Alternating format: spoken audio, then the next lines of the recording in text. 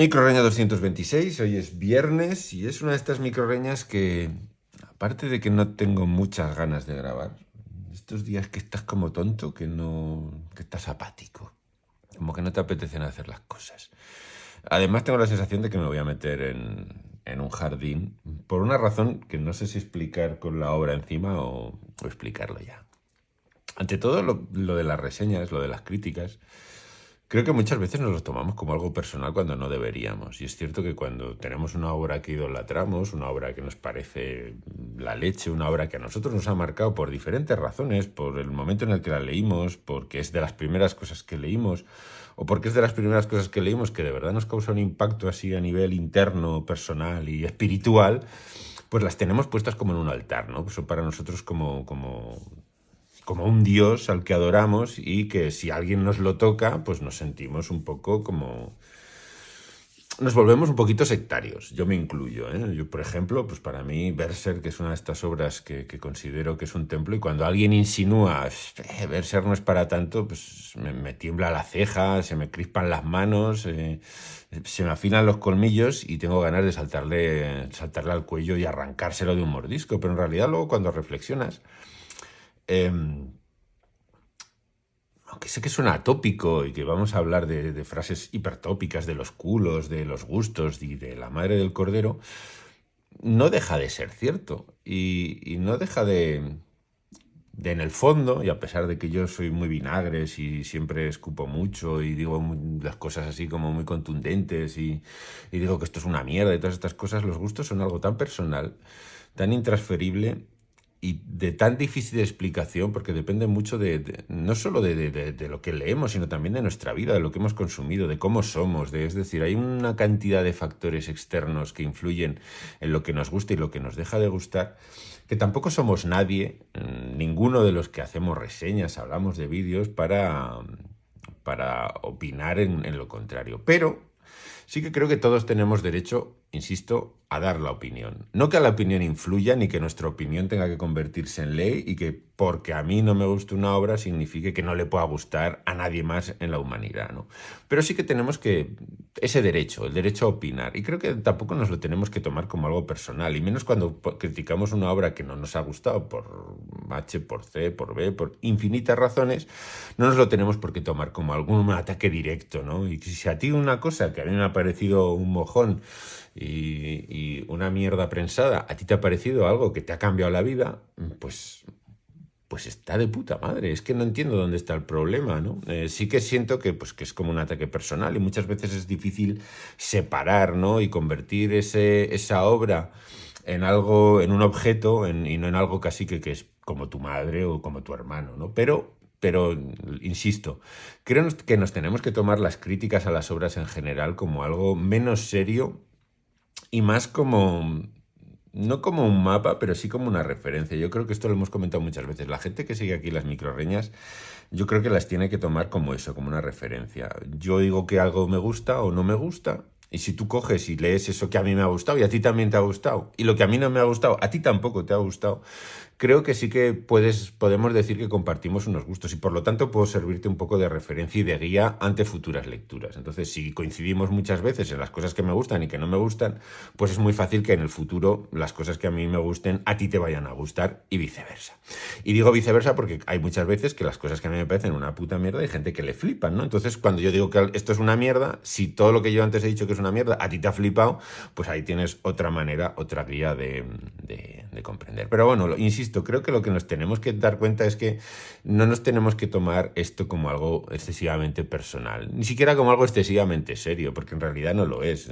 Soy yo sentado en la mesa de mi salón con dos lámparas aquí, un tapete con chulu y sin ningún tipo de guión, que simplemente voy hablando de las cosas que me he leído. Y esa es toda la seriedad, toda la trascendencia y toda la importancia que pueden tener las reseñas, que básicamente, y reducidas al absurdo, es de cero. Mis reseñas no importan nada ni le importan a nadie.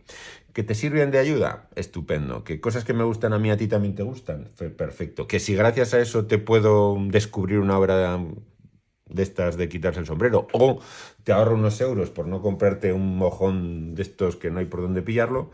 Pues también bien. Y dicho esto, vamos con segunda y última parte de las reseñas de Neon Genesis Evangelion. ¿Por qué he dicho todo esto? Bueno, pues porque básicamente en las reseñas de los 3 primeros tomos, cuando dije que me estaba pareciendo una serie de...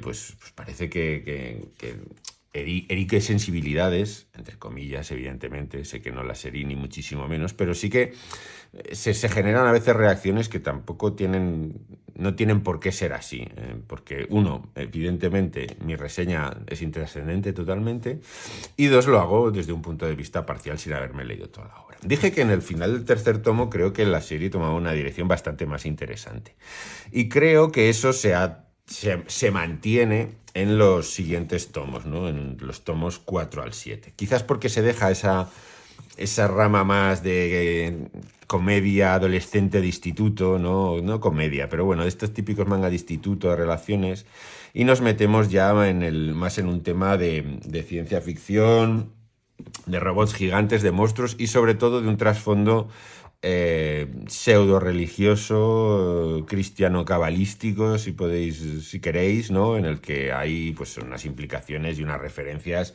pues a Adán, Eva, Lilith, los 3 reyes magos, es decir, se establece toda una serie de un constructo religioso, judeocristiano, si lo queréis decir, para ir desarrollando la trama. Una trama que poco a poco va cogiendo fuerza y, bueno, más que cogiendo fuerza, se va construyendo alrededor de todo esa simbología judeocristiana y sobre quizás no solo el origen de la humanidad, sino el futuro de la humanidad. Es decir, empieza a plantear como temas muy trascendentes, muy importantes, muy relevantes, y de ahí que pueda entender que para mucha gente que llega a esta obra pues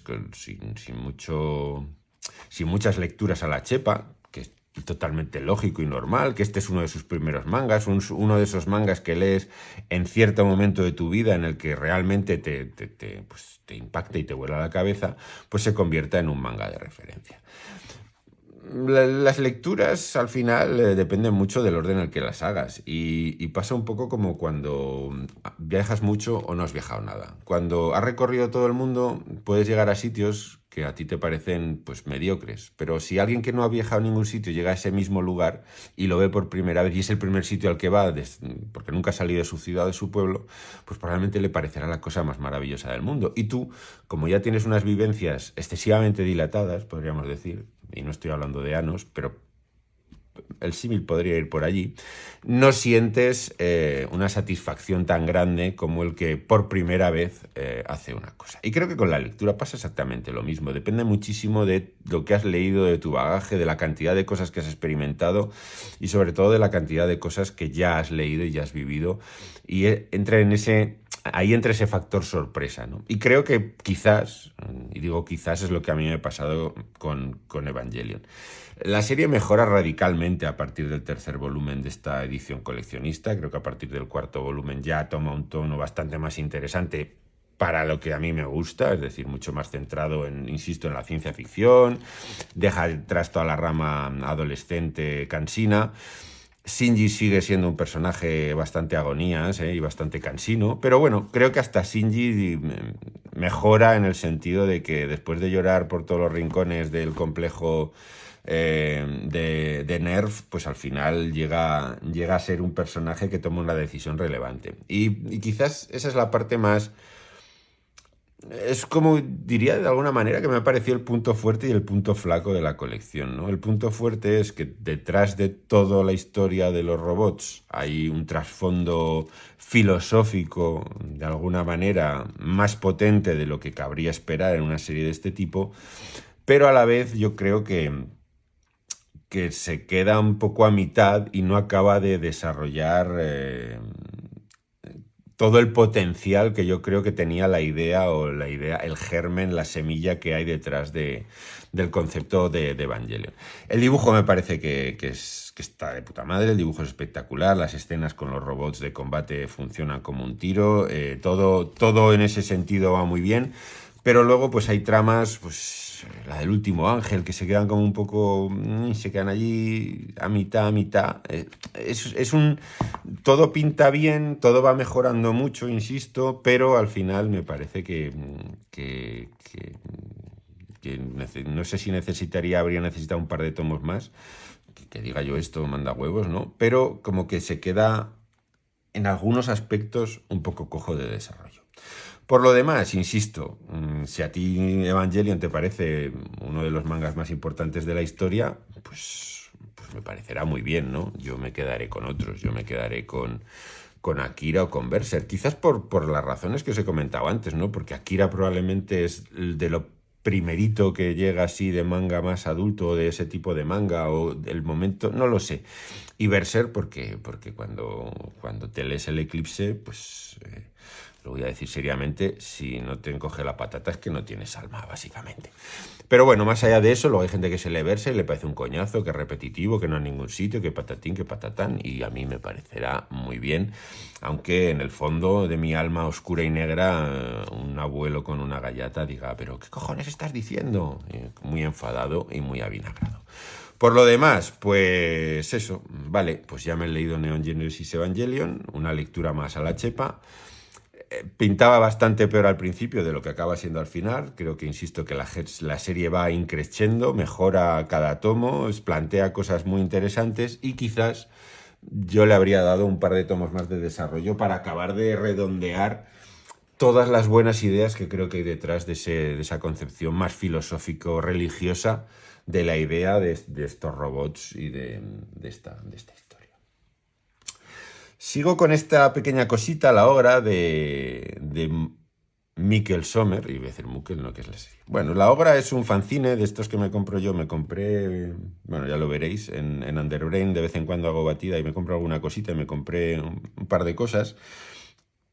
Y la obra me llamó la atención, bueno, por la historia, ¿no? Esta historia de combates, blanco y negro y básicamente, bueno, pues es un entremés, es un entretenimiento. Como no puede ser de otra manera. A veces estos fanzines no dejan por extensión, no dejan de ser como un pequeño aperitivo o un pequeño canapé que te tomas entre lecturas más densas o más largas, ¿no? Y la verdad es que viene muy bien para desengrasar. Y al final la historia de una especie de torneo en el que una obra se va enfrentando a enemigos, patatín, patatán, es algo muy breve, pero que gráficamente creo que funciona de maravilla y que tiene mucho encanto, ¿no? Además, me pasó un poco con el fanzine de Jota, que también cuenta esa historia y en la brevedad acaba de una manera no abrupta, pero acaba así en un cliffhanger muy alto que seguramente no va a continuar, sino que la historia está pensada para quedarse así colgando, hablo de la obra ahora mismo, pero que me resulta entrañable. Y todo este rollo del torneo de artes marciales, ¿no? Que a mí me evoca pues a Dragon Ball, a Musculman y a todas estas cosas, pues al final a mí es que son las cositas que me tocan la patata. E insisto, estas cosas breves, bien editadas, con buen papel, con un dibujo muy bien hecho, entrañables en su violencia casi naif, pues sirven para desengrasar y para alternar entre lecturas más largas, más densas y menos intrascendentes, por decirlo de alguna manera. Los sitios de Zaragoza. Voy a empezar así, luego le voy a dar la vuelta porque bueno, me lo dio Julián Olivares, editor de Cascaborra, y me lo dio porque lo quería, primero por razones que os diré, y cuando me lo iba a dar vimos que estaba encuadernado al revés, a veces las encuadernaciones fallan, ¿no? Y le dije, da igual, dámelo porque va a ir a las microreñas, con lo cual no te preocupes porque para la lectura no me influye nada, quiero decir, al final el cómic es exactamente igual. ¿Por qué lo quería? Hombre, principalmente porque está dibujado por Daniel Coloma, con el cual he colaborado en no es otro cómic erótico, exótico, crepuscular, ¿vale? Y me apetecía ver un poco creo que es su primer cómic largo en España, ¿no? Yo sabía lo que podía hacer porque pues he colaborado con él 2 veces, creo que es un dibujante con muchísimo potencial, con muchísimo recorrido y con muchísimo talento, y además pues es la segunda parte de Los sitios de Zaragoza de Roberto Corroto, que ya la primera parte ya la reseñamos y que con esta segunda parte cierra un poco ese ciclo, esa historia de los míticos sitios de Zaragoza, en la que podemos ver personajes pues históricos muy conocidos, al menos en Aragón, como Palafox o la propia Agustina de Aragón, que no era de Aragón, que era de Barcelona. Pero bueno, eso es otra historia. ¿Qué tenemos aquí? Bueno, pues tenemos un poco la segunda parte de esos sitios, ¿no? Como el ejército francés vuelve a rodear Zaragoza para conquistarla y al final, tras muchas penurias, tras mucho eso, pues eso, pues que al final acaba cayendo Zaragoza en manos de los franceses. Un cómic que no me voy a repetir más, porque cada vez que hablo de Cascaborra, pues hablamos de esto, de que la importancia del trabajo, de lo que la serie supone para esta recuperación de episodios históricos fundamentales y que tenemos casi en el olvido. Y cómo a través de este rigor histórico muy difícil, tanto en trajes como en vestimentas, como en escenarios, como en muchas cosas, pues hacemos bueno, pues eso, la recuperación necesaria, ¿no? Cómics que, bueno, que Daniel, insisto, demuestra su talento para el dibujo, que creo que es importante, y que Roberto, pues, demuestra una vez más que es un guionista con muchísimo oficio, que sabe combinar muchos personajes, que yo creo que es la parte más complicada y quizás más liosa, entre comillas, del cómic, ¿no? Que es situarse en quién es quién, quiénes son los personajes y qué pasa y qué pasa cuando pasa, ¿no? Que es un poco como acabar situándolo todo, pero creo que ambos hacen un buen trabajo al final dando la dimensión y narrando pues lo que es los sitios de Zaragoza. La segunda parte última ya de este episodio, no sé, no es un episodio nacional, no sé si es un episodio nacional, en eso soy bastante inculto y me tendréis que perdonar, pero sí que es un episodio de la historia de España, sin ningún tipo de dudas. Bueno, siempre lo pongo al revés, porque claro, lo ves así, pero no, va al revés. Tomo 4 de Evol, de Atsushi Kaneko. Pues lo voy a hacer rápido. He reseñado 3 y va a ir. Esta reseña no va a durar ni un minuto. ¿Es el mejor cómic de superhéroes que se está publicando hoy en día en el mundo? Sí. Y es se llama Evol y lo hace un japonés. ¿Qué os parece? Voy a repetirlo otra vez. ¿Es el mejor cómic de superhéroes que se está publicando hoy en día en el mundo? Pues sí, y es un manga. ¿Qué te parece? Locura total, ¿no? Para mí lo es. Y no sé qué más deciros. Es que esto es la hostia. O sea, este manga es la hostia. Pero la hostia a nivel la madre del cordero. Es increíble. O sea, me parece una pasada. No solo la historia en sí, sino el dibujo, lo que plantea, cómo lo plantea. Ya tiene momentos de violencia de superheroica en plan The Voice que a mí me flipa. Y insisto, lo voy a decir por última vez, porque creo que igual no se me ha entendido. ¿Es el mejor cómic de superhéroes que se está publicando ahora mismo en el mundo? Pues yo diría que sí. No leo mucho de cómics de superhéroes, pero es por una razón. Y cuando leo me recuerda por qué no estoy leyendo el cómic de superhéroes al uso y sí me estoy leyendo Evol, que me parece una auténtica flipada. No solo uno de los mejores mangas que se están publicando ahora mismo en España, por supuesto, sino, insisto, una vez más, por si acaso, que hay veces que la gente está un poco dura de oído. El mejor cómic de superhéroes que se está publicando ahora mismo en el mundo. Mira, ha ido rapidita. Y acabamos con Inca al final. ¿Por qué? Bueno, pues no lo sé. Bueno, sí lo sé. Odio a Jodorowsky, y cuanto más leo de Jodorowsky, más lo odio, pero claro, Jodorowsky tiene una virtud que es trabajar con dibujantes nivel Dios. Dibujantes nivel Dios, obviamente Moebius, que os voy a decir, pero en dibujantes nivel Dios también Ladrón, José Ladrón, mexicano que empezó siendo un imitador de Kirby y luego se convirtió en un imitador de nadie y haciendo un dibujo realmente espectacular. En virtudes de Inca al final, gráficamente es un espectáculo apabullante y en su segunda parte tiene sería el primer tomo, ¿no? La primera historia dibujada por Moebius. Moebius se va, yo creo que se va porque a Jodorowsky no lo debe aguantar ni su propio ano cuando hace Anomancia. Y lo que hace Jodorowsky es reescribir el primer tomo, con lo cual es bastante curioso ver esta primera parte de la historia dibujada por Ladrón y dibujada por Moebius. Creo que no desmerece, ¿eh? Creo que el dibujo de Ladrón de verdad me parece que es increíble, me parece que es impresionante y que gráficamente es poderosísimo, ¿no? Lo que se crea el mundo, lo demás. Pero luego, por lo demás, pues el guión de Jodorowsky es un señor inventándose palabras sin ningún tipo de sentido, haciéndose pajas mentales porque seguramente ha comido mucho peyote a lo largo de su vida y en su mundo etéreo y arbóreo de la psicomagia, pues seguramente todo esto tendrá sentido, pero en el mundo de una ciencia ficción un poco menos flipada, pues no tanto. Está entretenido, está divertido, pero porque gráficamente es que te lleva de la mano y acaba siendo divertido. ¿Problemas? Pues se le nota un poco que a Jodorowsky le gustan mucho las tetas, porque en cuanto puede al personaje de Luz, pues lo hace que enseñe los senos, que los tiene muy bonitos, se los dibujan muy bien.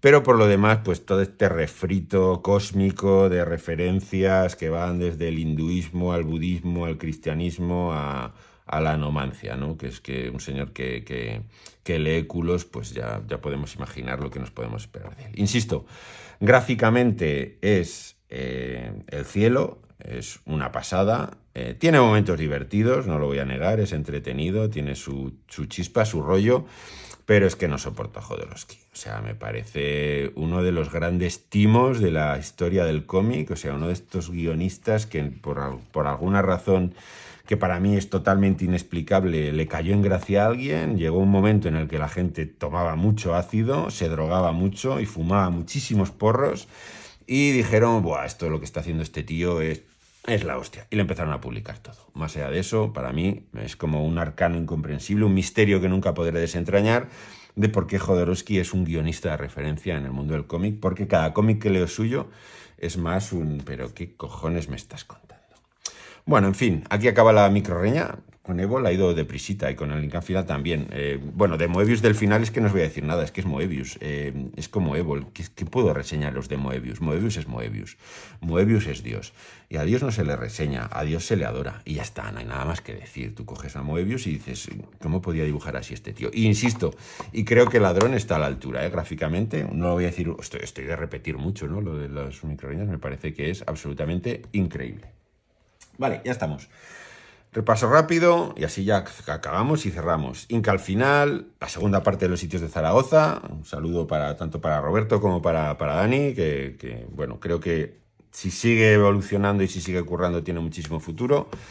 Esto es magia pura. Este pequeño entremés para desengrasar y los 4 tomos de esta serie manga de referencia, que insisto, puedo entender que sea un manga de referencia y que tenga importancia y que haya tocado el corazoncito de muchos lectores, pero a mí quizás me ha pillado excesivamente leído, un poco ajado y bastante avinagrado.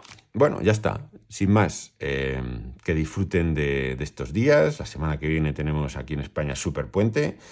Y que, bueno, que este fin de semana, que espero que no paséis mucho frío. Cuidaos, leed mucho, comprad mucho, como siempre. Si son mis cómics, mejor. Recordar que habéis llegado a un montón de suscriptores nuevos, porque lloré un poco por redes y tuve cierta repercusión, pero bueno, han caído 50, 60 suscriptores nuevos, así que todos los que lleguéis nuevos, si queréis saber los cómics que yo hago, os vais a la reseña 100 y la 200 y ahí tenéis un pequeño resumen de mi trayectoria. Siempre digo lo mismo, pero bueno, es el colofón. Hay que cerrar con frases conocidas. Nada más. Sed felices, nos vemos en los bares. Chao, chao.